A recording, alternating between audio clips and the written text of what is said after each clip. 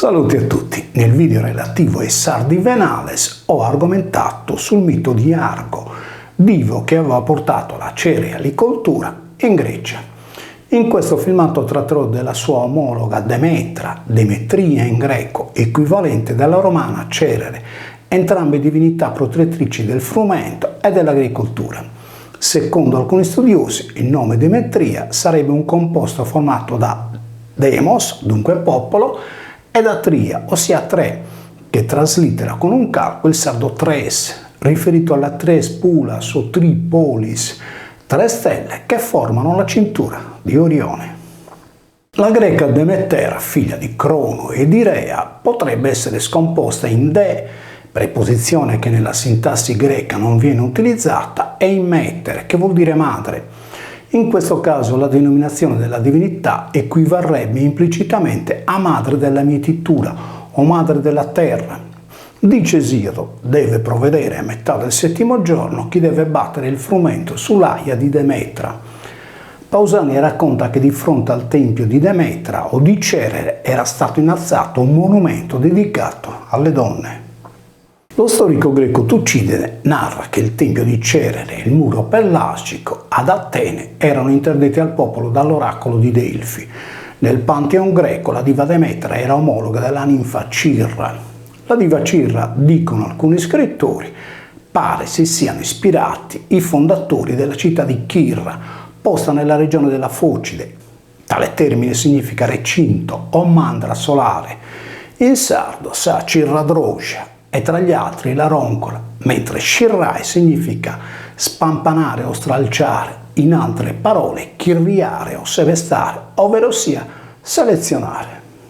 Le forme verbali nelle diverse varianti della lingua sarda che traducono l'azione umana nel passare al settaccio il frumento o la farina dalle impurità sono dette cerri, cerri o cherrere.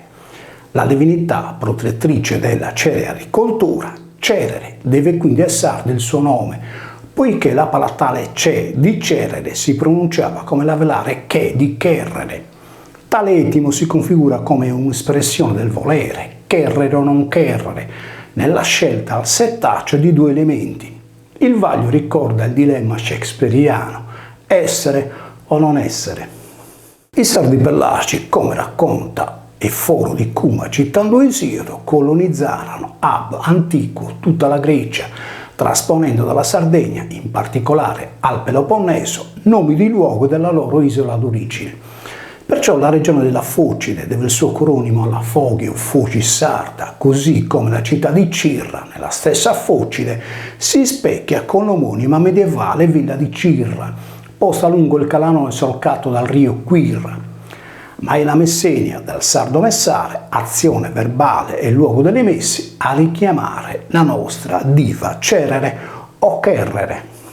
La divinità di Cerere era rappresentata nella iconografia con una corona di spighe sul capo o fra le mani.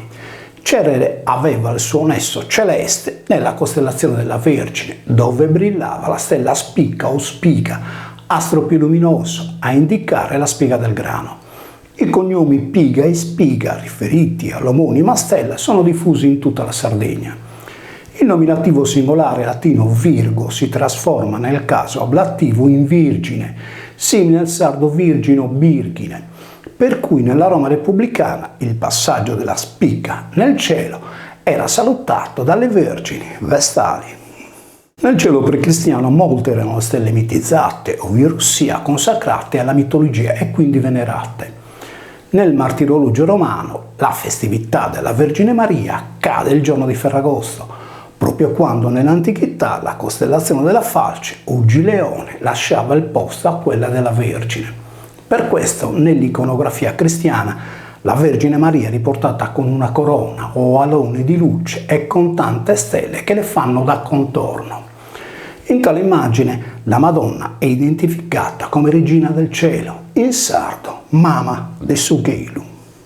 Nel nostro tempo, a causa della precessione degli equinozi, la stella Spica è appena visibile ad agosto dopo il tramonto. I ricercatori più accreditati sostengono che la prima parte di Ferragosto provenga dal sostantivo latino ferie. Tale nome, appartenente alla prima declinazione latina, possiede al nominativo plurale il significato di vacanza, riposo o giorno feriale. Il nome Ferragosto nelle diverse lingue europee è indicato nei seguenti modi: inglese Mid-August, tedesco Mitte-August, spagnolo Mediados de Agosto, francese Mi-Au. Nelle varianti sarde agosto è pronunciato Mezzaustu in sassarese, Mesagustu in nuorese e Mesaustu in logudorese e campidanese. Solo in gallurese è riportato similmente all'italiano, con il primo elemento fer del composto Ferraustu. Detto questo, se si considera il 15 di agosto come ferie, si può accreditare la radice fer alla divinità di Feronia, alter femminile di Feroneo, divo del fuoco, per il quale professavano la devozione le vergini vestali. In Sardegna, a nord e a sud, Feronia era la fondatrice di 2 grandi città.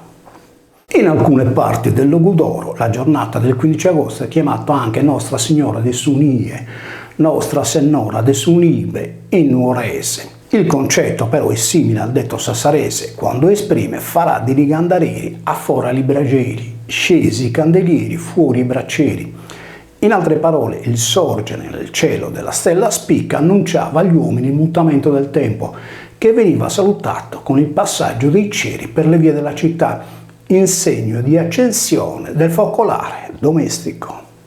Un proverbio nuorese richiama ancora la donna vergine o vestale che custodisce il fuoco perenne con il seguente detto: se vuoi scegliere moglie, aspetta il giorno di Mesaustu. La Vergine Maria, assunta nel cielo il giorno di Ferragosto, ha dato i natali alla cittadina gallurese di Trinità ed Agulto, ossia Trinità d'Agosto. Con il primo elemento, Trinità, si ritorna a ritroso nel tempo alla triadi Demetria, Trigino o Triginzo antico, indicante il nucleo fondatore di una città o pula. Le 3 spulas o tripolis formavano la cintura di Orione. La triade del frumento, in latino triticum, è riportata similmente in sardo con i vari tridico, tridicu, tricu o trigu. Cerere, infatti, è citata da Ovidio come una delle madri delle messi, frugum matres, richiamando così il greco demettere. In sardo, quando si raccoglie il grano, l'ultimo covone è detto Samama de Sudrico, la mamma del grano. Il culto di Cerere, Cherere, è attestato pure nella tavola di Agnone, presso i Sanniti. A ciò il sardo Pelasgo, secondo Pausania, accolse Cerere a casa sua in Argo, città dedicata all'Argiola. Salute Trigo.